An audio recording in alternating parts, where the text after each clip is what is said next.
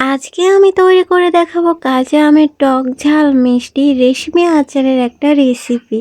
নামটা যতটা সুন্দর, খেতেও দুর্দান্ত মজার। আর এই আচারটা খুব কম সময়ে সহজ উপায়ে তেল ছাড়াই আপনারা তৈরি করতে পারেন। তাহলে চলুন।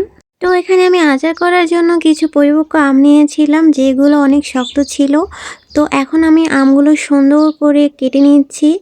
আর আমগুলো আমি ধুয়ে কেটেছি, আর আমার আমগুলো কাটাও প্রায় হয়ে গেছে, এই তো। আর এখন আমি আমগুলোকে সুন্দর করে এভাবে স্লাইস করে কেটে নেব, একদম গোল গোল গোল চাকা করে কাটবো। তারপর এখান থেকে মাঝের অংশ থেকে এই বিচিটা আমি ফেলে দিব। আর যেহেতু আমটা আমি ধুয়ে কেটেছিলাম, তাই এখানে আমার আর ধোয়ার প্রয়োজন হয় না। তো এখন এখানে আমি 1 কাপ চিনি দিয়ে দিলাম। চিনির পরিমাণটা আপনারা আপনাদের আমের সাথে ব্যালেন্স করে দিয়ে দিবেন। যদি আমটা বেশি হয় তাহলে চিনিটাও বেশি, আমটা কম চিনিটাও কম।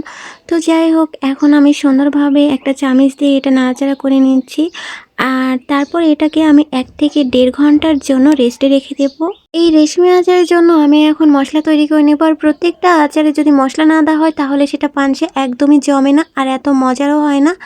আর আচারের মশলাটাই মেন। তো এখানে আমি নিয়েছি আস্ত জিরা, আস্ত ধনিয়া, 2টো শুকনো মরিচ, আর দিয়েছি কালো জিরা। তো এখন আমি এই সবগুলো সুন্দর করে মশলা তৈরি করে নেব।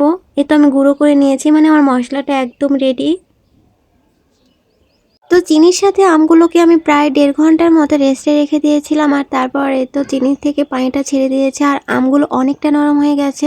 তো এখন আমি চুলায় একটা কড়াই বসিয়ে দিয়েছি, আর তার মধ্যে দিয়ে দিলাম চিনির পানি সহ এই আমগুলো। তো এখানে বেশি কিছুই আমি করব না। এই তো সুন্দরভাবে বুদবুদ উঠে গেছে। তো এই পর্যায়ে আমি এখানে দিয়ে দিলাম অল্প একটু মরিচ গুঁড়ো, হলুদ গুঁড়ো, আর দিয়ে দিলাম স্বাদ মতো অল্প একটু লবণ। লবণটা আপনারা না দিলেও চলবে, সেটা আপনাদের স্বাদের উপরে নির্ভর করে। তো এই তো এখন আমি সুন্দর করে এটা নাড়াচাড়া করে নিচ্ছি। এই আচারটা করার সময় আমের স্লাইসটা মোটা বা খুব বেশি পাতলাও করবেন না, পাতলা করলে সেটা গলে যাবে। তো ভাইরাল এই রেশমি আচারটা সবার অনেক পছন্দের, তাই আজকে আমি এটা আপনাদের সাথে শেয়ার করলাম একদম তেল ছাড়া সহজ উপায়ে কিভাবে এই আচারটা তৈরি করা যায়। তো আমার এখানে আচার তৈরি করাটা হয়ে গেছে। তো এখন আমি গুঁড়ো মশলাটা আচারের উপরে সুন্দর করে ছড়িয়ে দিচ্ছি। আর এটা ছড়িয়ে দেওয়ার পরেও আমি এটাকে 3 থেকে 4 মিনিটও রান্না করে নেব।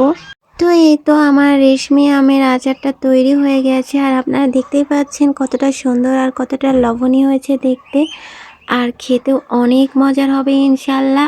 আর আজকের রেসিপিটি কেমন লাগলো তো অবশ্যই জানাবেন। ভালো লাগলে লাইক কমেন্ট শেয়ার করবেন, আর আমার ছোট্ট পেজটিতে ফলো দিয়ে পাশে থাকবেন।